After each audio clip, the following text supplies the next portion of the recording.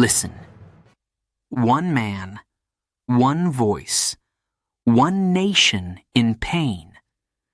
Germany was broken, defeated, hungry, humiliated, and in the chaos, a soldier returned. He had no power, no money, no plan. But he had anger. He had words, and he knew how to use them. Crowds gathered. Crowds listened. Soon, hope mixed with hate. Dreams turned into fire.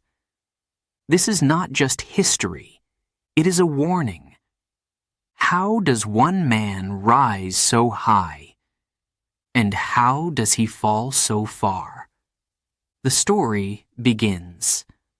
Chapter 1. A Broken Soldier. Listen, the year is 1919. The Great War is over. But peace does not feel like peace. Germany has lost. Millions are dead. Cities are in ruins. The Treaty of Versailles crushes the nation. Territory gone. Money gone. Pride gone. And in this broken land walks one broken man. Adolf Hitler. A failed student. A failed artist. Now, a soldier without a war. He had fought in the trenches. He had breathed the poison gas. He had seen friends fall in the mud. The war marked him forever. Like many veterans, he returned to nothing. No family waiting with open arms, no job, no future. The streets of Munich were filled with hunger. Children begged. Mothers cried. Old men shook their heads in silence. Germany was not a home. It was a wound. Hitler wandered. He listened in beer halls. He watched men argue. Some spoke of revenge. Some spoke of peace. But all were angry. All were afraid. Inside, he felt the same storm. He was humiliated. He was furious. He blamed others. The government, the foreigners, the Jews. At first, he was only one voice in a crowd, but he carried something dangerous. Not a gun, not a sword, a hunger for meaning, a need for power. He could not paint, he could not study, but he could speak. His words cut like knives. His eyes burned when he talked. People stopped and listened. Some nodded. Some cheered. Still, in 1919, he was nothing. Just a soldier with scars and anger. A man sleeping in cheap rooms. A man with no clear path. But history is strange. Sometimes it chooses men who seem unimportant. Sometimes one voice finds the right moment. And Germany in 1919 was ready for such a voice. The Weimar Republic, the new government, was weak. Politicians argued. Inflation destroyed savings. One day, bread cost a coin. The next day, a bag of coins. Ordinary people lost hope. And when hope dies, anger grows. Anger looks for a leader. Anger looks for someone to blame. Hitler watched and waited. He did not yet know how far he would go, but he felt the pull. He felt destiny whispering. Later, he would call the war the greatest of all experiences. He would say it opened his eyes. He would claim it gave him purpose. But the truth is simpler. The war broke him. And in his brokenness, he found hate. And hate in broken times is a powerful seed. At night, he wrote in notebooks, ideas, dreams, enemies. He built a world in his mind, a world where Germany rose again, a world where he stood at the center.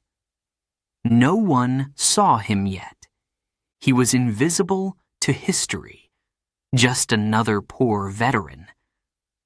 But inside, the fire was already burning, a fire that would one day set nations ablaze. The people of Germany walked past him on the street. They did not know. How could they? How could anyone imagine that this thin, lonely soldier would one day command millions? And yet, this is where it began. Not with armies, not with flags, not with glory, but with loss, with hunger, with anger.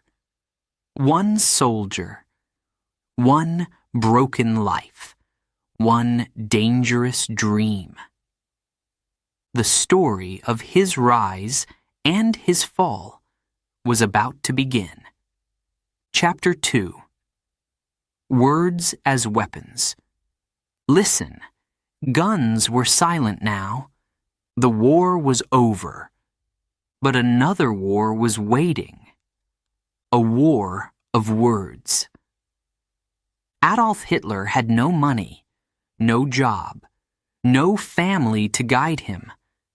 But he had a voice, and he discovered it could cut deeper than steel. It began in beer halls, dark rooms, cigarette smoke in the air, men shouting about politics, Germany's defeat, the hated treaty, the future stolen from them. Most voices were angry but weak. They complained, they cursed, they drank. And then they went home. But Hitler was different. When he spoke, the room froze. He shouted. He whispered. He repeated the same words again and again until they burned into memory, and the crowd listened. Not just with their ears, but with their hearts. He blamed enemies, the traitors in government, the foreign powers who humiliated Germany, the Jews who he falsely claimed were behind every problem. It was poison. But it was simple, and simple words are powerful in hard times. A man in the corner muttered, "He says what I feel." Another nodded. At last, someone brave enough to speak the truth. Applause followed. Shouts of, "Yes! Yes!" echoed against the wooden walls. The seed had been planted. Words became his weapon. Anger became his army. Soon, the German army noticed him, not for his past as a soldier, but for his speeches. They sent him to watch small political groups, to spy, to report. But instead of just watching, he joined. The German Workers' Party, a tiny circle, only a few dozen members, no power, no fame. But for Hitler, it was a stage, a place where his voice could grow, and it grew fast. He rose to the front of the room. He raised his hand. He shouted until his throat burned. He spoke of Germany betrayed, of glory stolen, of a future that could be taken back. The people shouted with him. They clapped. They cheered. They wanted more. By 1920, the party changed its name, the National Socialist German Workers' Party. The world would know it as the Nazis. And Hitler was no longer just a member. He was the star, the voice, the face. Posters carried his words. Pamphlets repeated his promises. Crowds grew larger. 100, 200, 500. Soon, thousands filled the halls. A journalist wrote, "His eyes burn when he speaks. His words shake the crowd. You feel pulled even if you resist."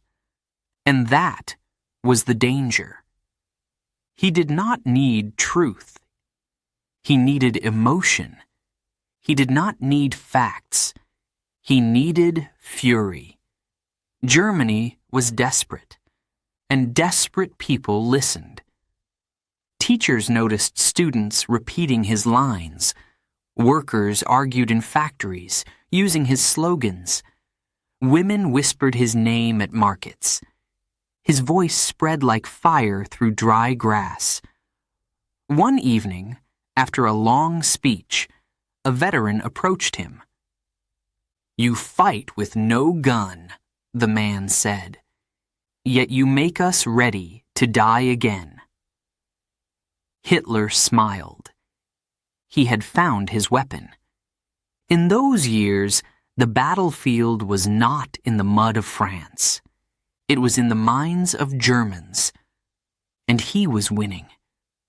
Still, the wider world ignored him. To most, he was just another angry man shouting in a hall, but to his followers, he was more. He was hope. He was revenge. He was the voice they thought they had lost. Every speech sharpened his power. Every cheer fed his hunger. Every enemy he named made his listeners feel united. Words. Only words.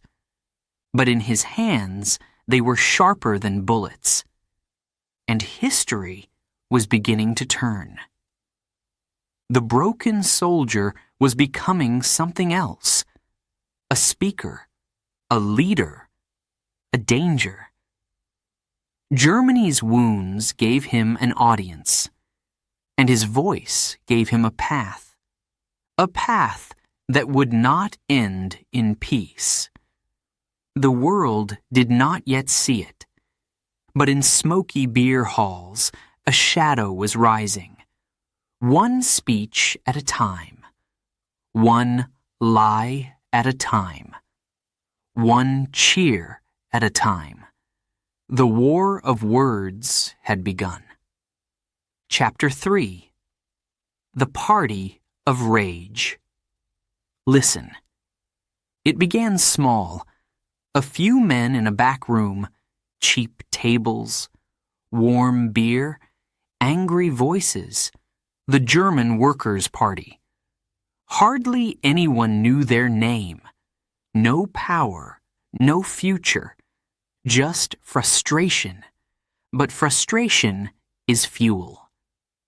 And in Germany of 1919, there was plenty. The men argued about enemies, the government, the treaty, the foreigners, the Jews. Every problem had a target. Every target needed someone to blame. At first, it was just noise. But then Hitler stood up. His voice cut through the smoke. Louder, sharper, stronger. He was supposed to be a guest, an observer. But his words turned the room, heads lifted, eyes locked on him. He spoke of betrayal, of humiliation, of revenge.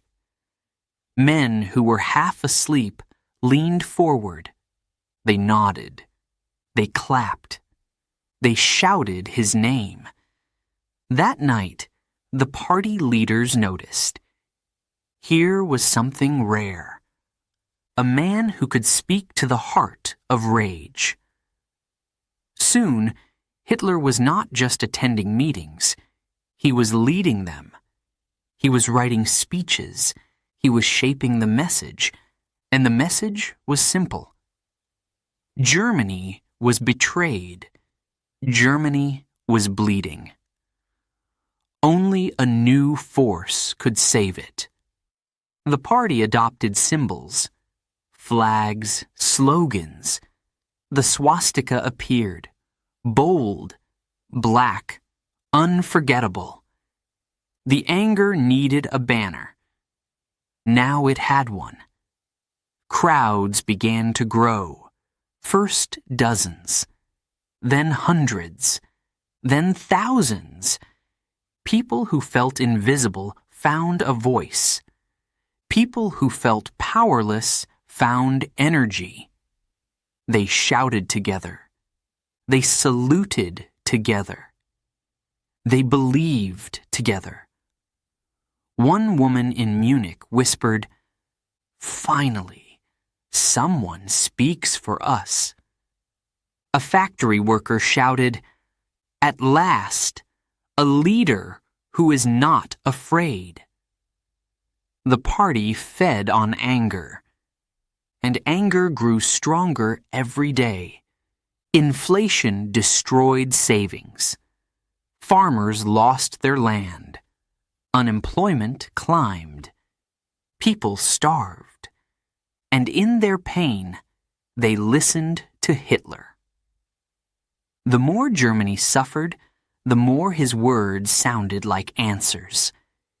Enemies were easy to hate. Promises were easy to believe. Soon, the party changed its name. The National Socialist German Workers' Party, the Nazis, a name that would echo through history. But at the time, it was still small, still fighting for attention, still dismissed by many as a gang of extremists. Yet inside, the storm was building. Meetings turned into rallies. Rallies turned into marches. Songs were written. Uniforms designed. The movement became a machine. And at the center of the machine, Hitler. His speeches were the fuel. His fury was the engine. He promised strength. He promised unity. He promised glory. The truth? He promised hate, but many did not see it. Not yet. The party of rage was no longer just a party. It was becoming a movement with symbols, a movement with chants, a movement with a leader who craved more. Historians later asked, why did people follow? The answer is simple. They were afraid. They were angry. They wanted someone to tell them it was not their fault. Hitler gave them that, and more. He gave them an enemy. He gave them a dream. He gave them a place to belong. In broken times, these are powerful gifts, but gifts wrapped in poison. The party of rage was rising. The world outside Munich did not notice yet, but history was already shifting, step by step, speech by speech, shout by shout. One day, it would shake the world, but in these early years, it was just beginning.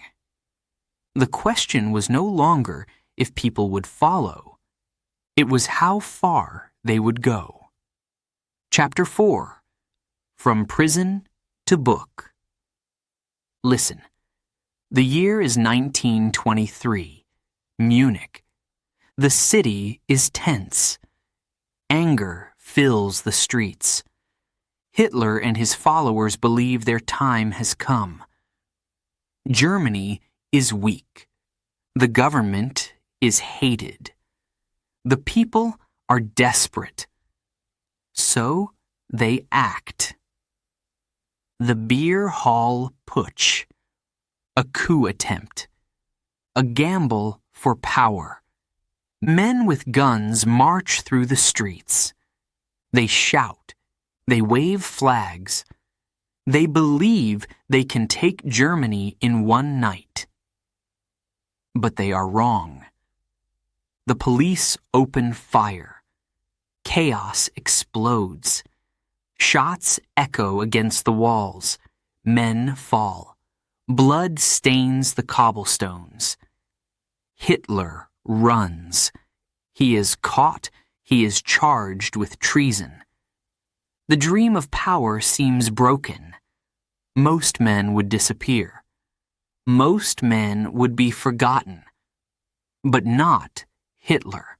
Not him. In the courtroom, he does not beg. He does not apologize. He speaks, and the trial becomes his stage. I only wanted to serve Germany, he declares. The judges listen. The crowd listens. Some are shocked. Others are impressed. His sentence? 5 years. But he will serve less than 1, and prison, strange as it sounds, becomes his chance. Behind bars, he has time. Time to think. Time to plan. Time to write. The cell is small.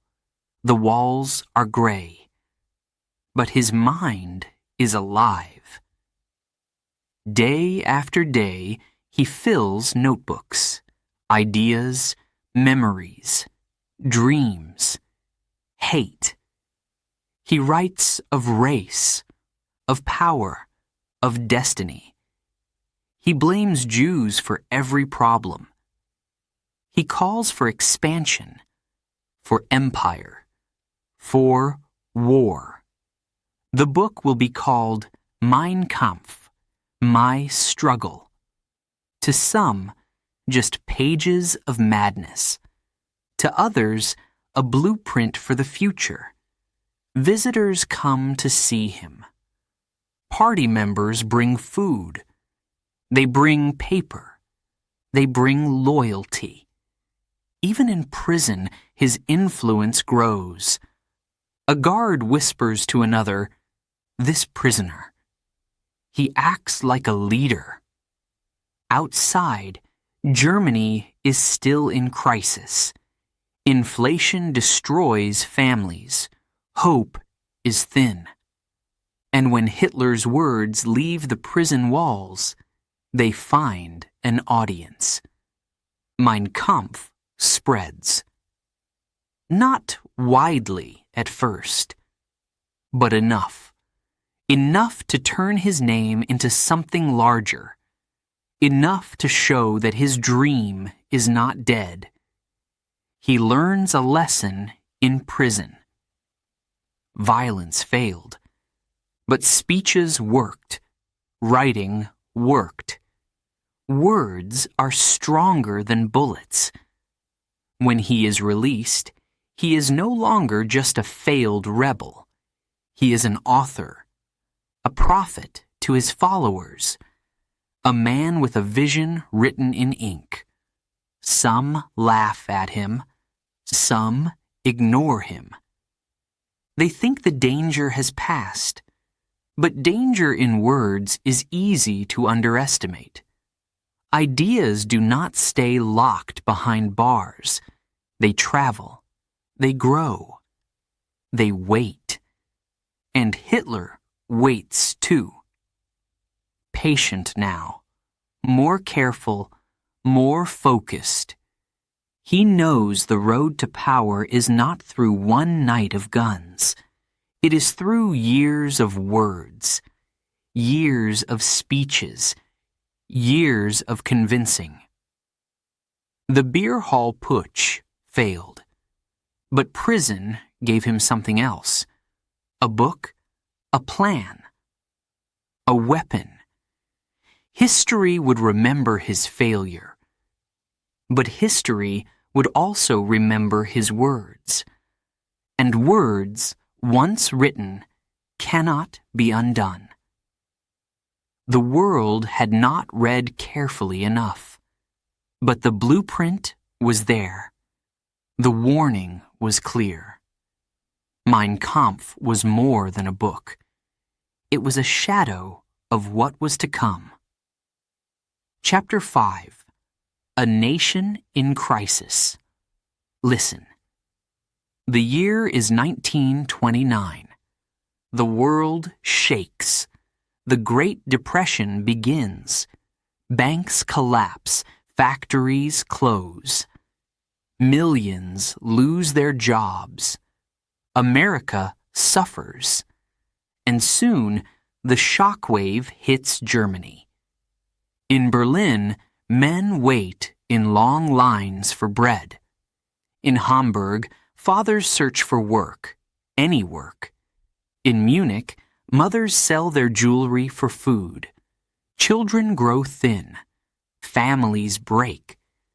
Germany is drowning again. First the war, then the treaty. Now, the economy. And in dark times, people look for light. Any light. Even a dangerous one. Hitler sees the moment. He does not waste it. His voice returns, louder than before. He tells Germans what they want to hear. It is not your fault. It is the Jews. It is the traitors. It is the foreigners. The answers are simple. The message is clear. Blame someone else. Promise a new dawn. Crowds grow. Meetings turn into rallies. Rallies turn into parades. Thousands wave flags with the swastika. Drums beat. Songs rise. A movement becomes a spectacle. A worker in Dresden whispers, "I lost my job. My family is hungry."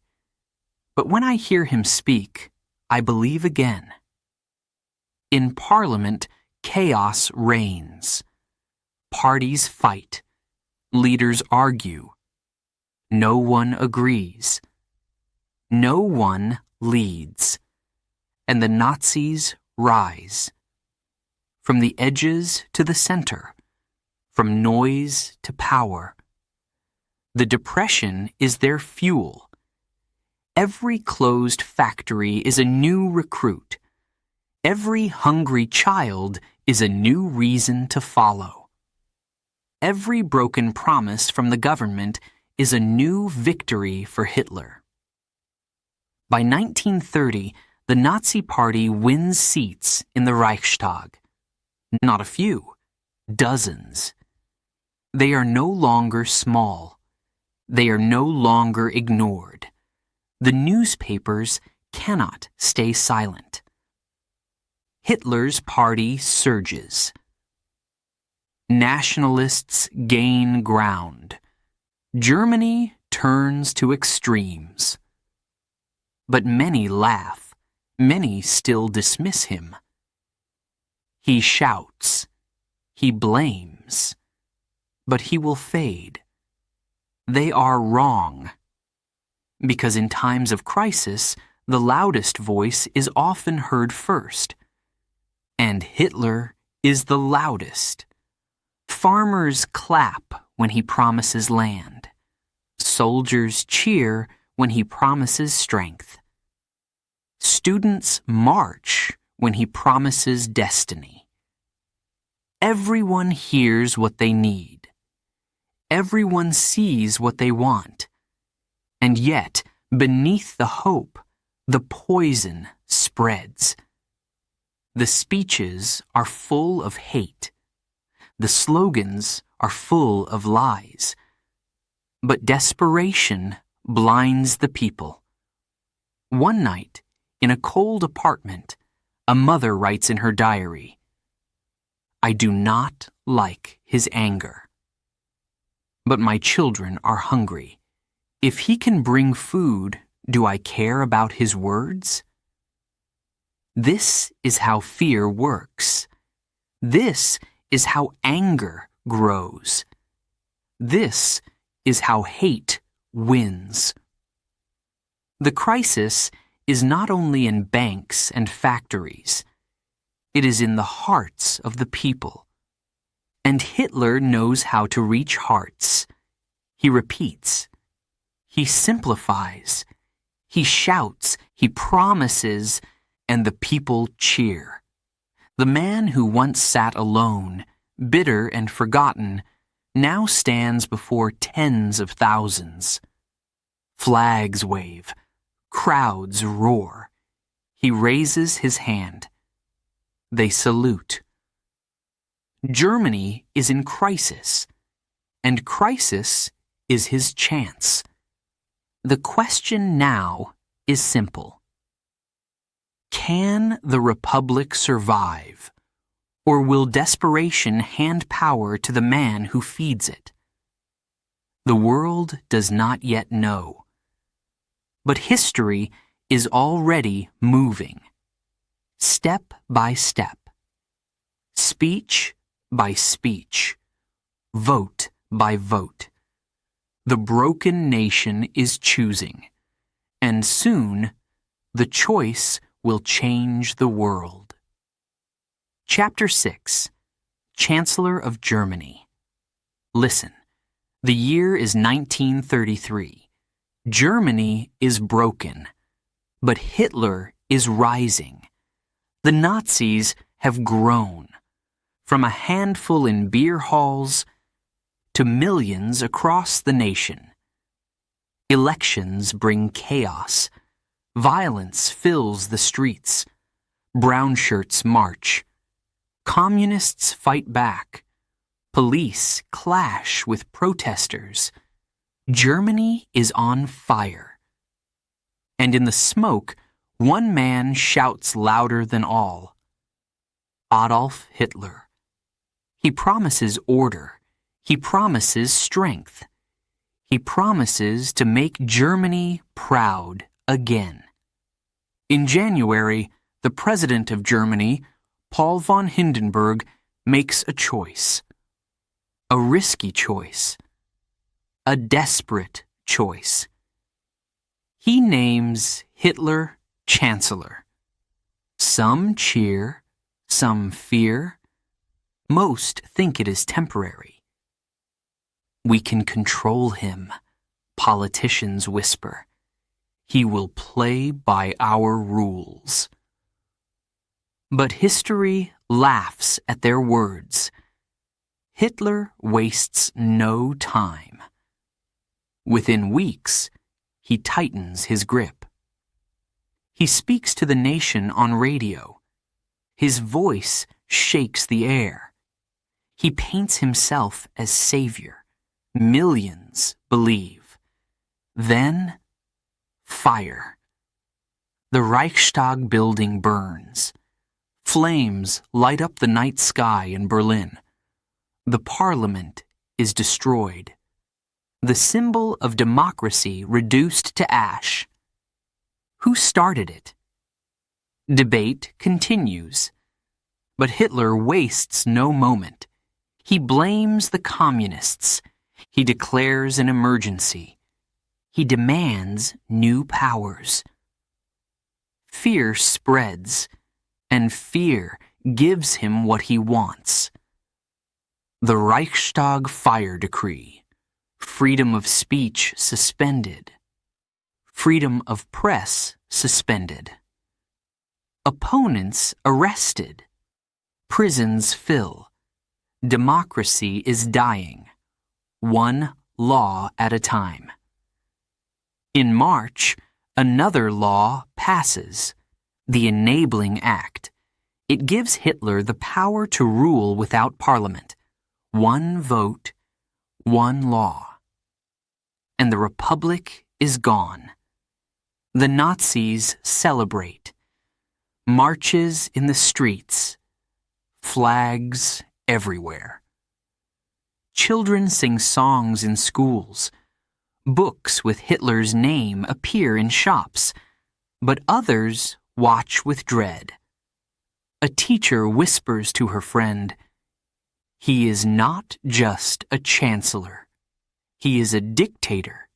Yet many Germans are tired of chaos. They want stability. They want jobs.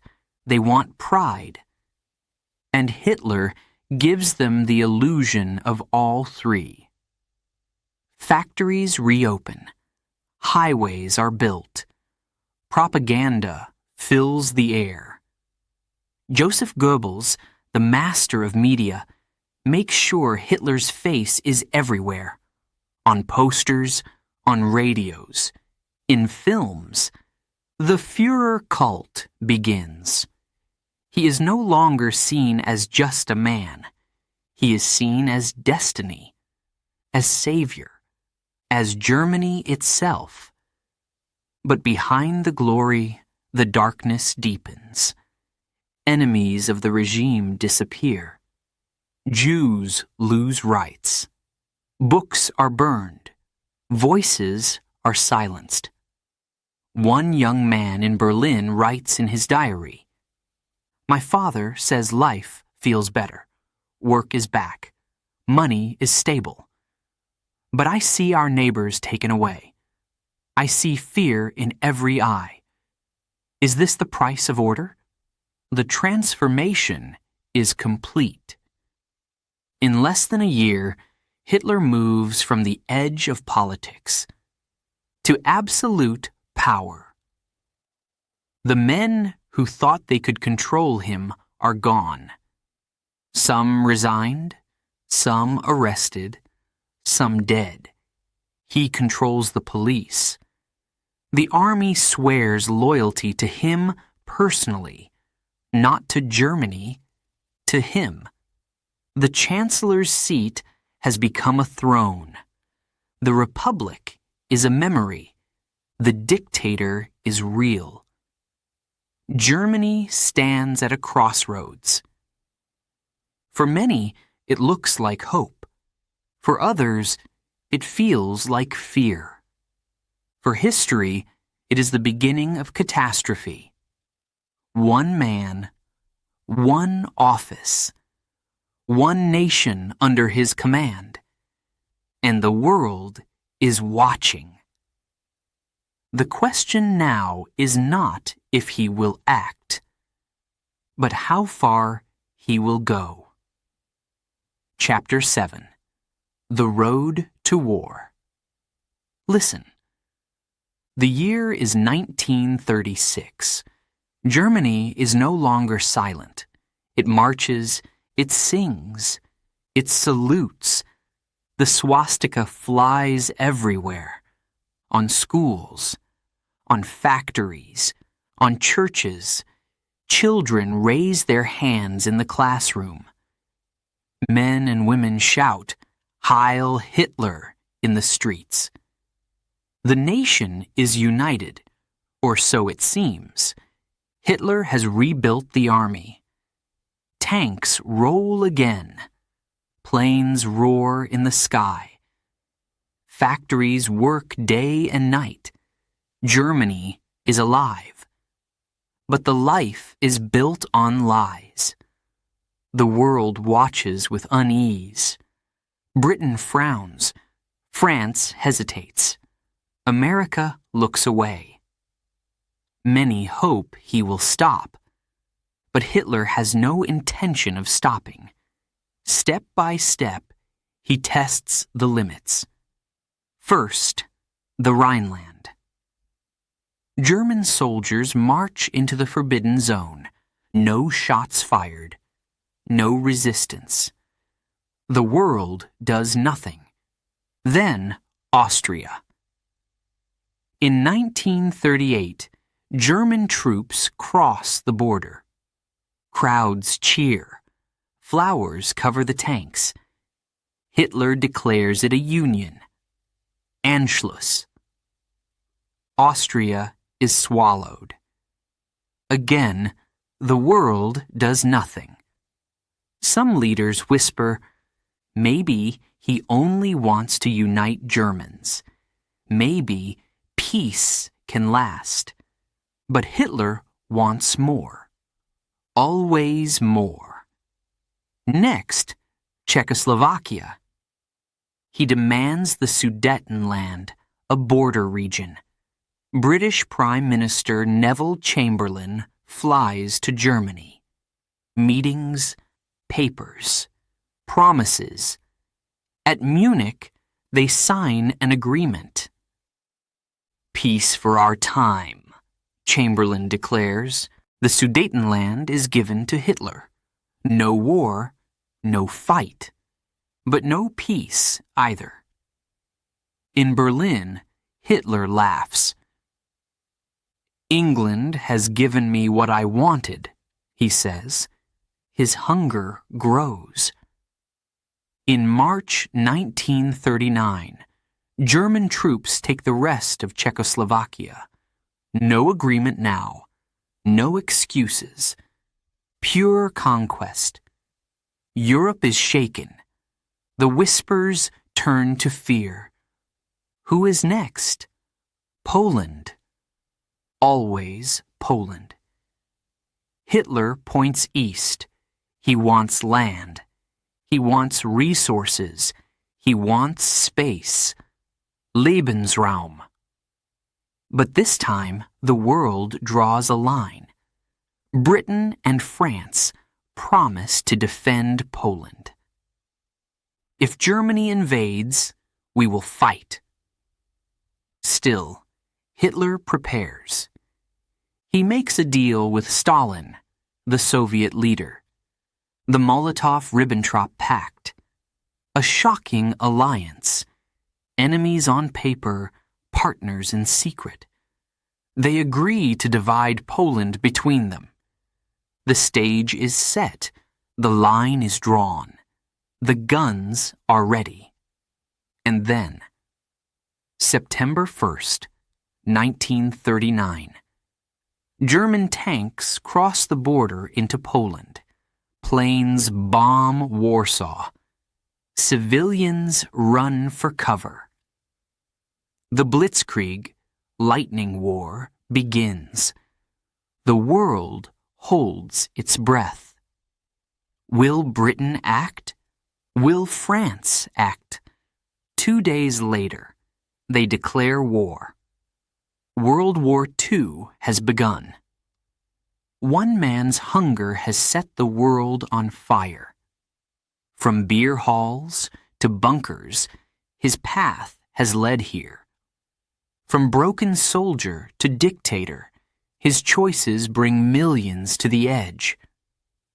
A German mother watches her son march off to battle. She whispers, "Will you come back?" He smiles, but his eyes show fear. A Polish farmer wakes to explosions in the distance. He gathers his children and runs. "Where can we hide?" he cries. A British soldier packs his bag.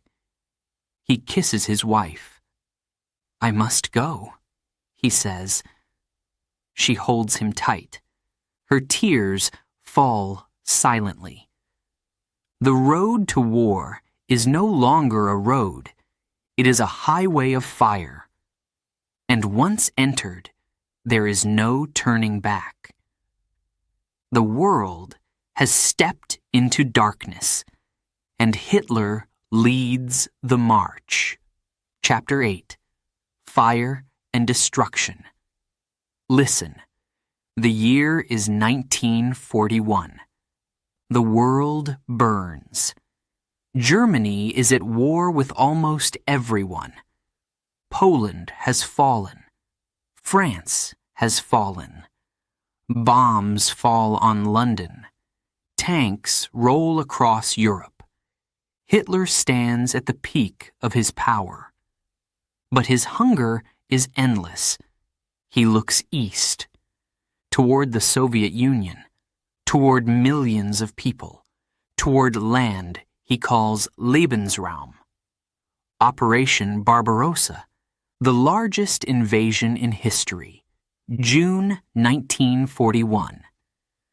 3 million German soldiers cross the border. The earth shakes. The sky roars with planes. At first, it works. Cities fall. Villages burn. Prisoners march in endless lines. The German army advances mile after mile. But the cost is terrible. For soldiers. For civilians. For everyone in their path. And behind the front lines, another horror begins. The Holocaust. It starts with ghettos, Jews forced into crowded streets, starving, trapped. Then the camps, trains packed with families, children crying, mothers whispering prayers, fathers holding hands they cannot save, gas chambers, mass graves, 6 million Jews murdered, millions of others, Roma, disabled, political prisoners, killed too.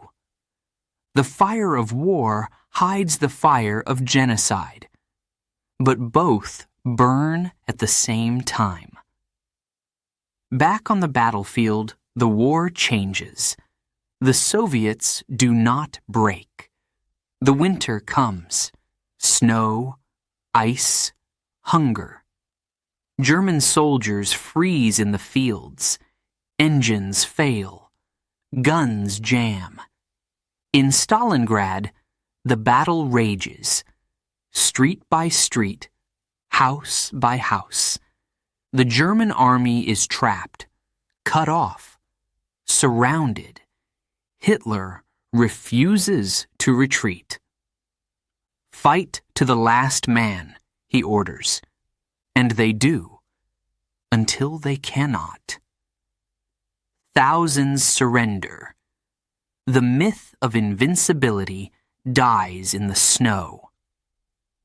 At the same time, in North Africa, in Italy, in the skies over Germany, the Allies push back. Bombs rain on Berlin. Cities crumble. Fires turn night into day. German families huddle in basements. A girl clutches her doll. Her mother whispers, "It will be over soon." But the explosions above say otherwise. In the camps, prisoners whisper too. Will anyone come? Will anyone save us? Some fight. Some resist. Most wait in silence. The destruction spreads. From Moscow to Paris. From Warsaw to London. No one escapes. The world is burning. And Hitler is the man who lit the match. By 1943, the tide has turned. The Allies advance from west and south. The Soviets push from the east. The Nazi dream begins to collapse. But the destruction does not stop. In fact, it grows. The more Hitler loses, the more he kills. The Holocaust continues. The camps expand. The trains keep moving. Fire outside, fire inside. Europe is consumed.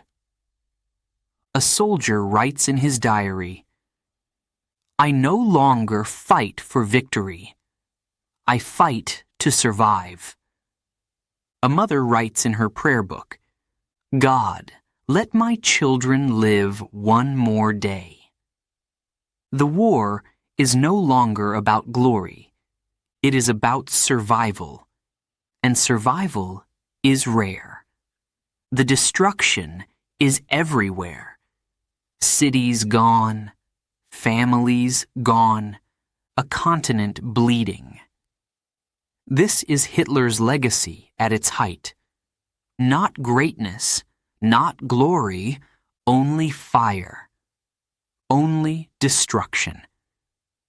And yet, even as defeat grows closer, he refuses to see it. He still shouts of victory. He still demands loyalty. He still believes the world can burn for him. But history is moving fast. The Allies are closing in. The end is coming. The fire cannot last forever, and neither can he. Chapter 9. The Fall of the Führer. Berlin, 1945. The city shakes day and night. Soviet shells crash into streets.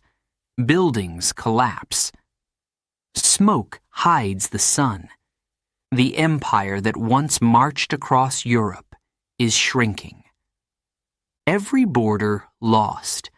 Every promise broken. Every dream fading into ruins.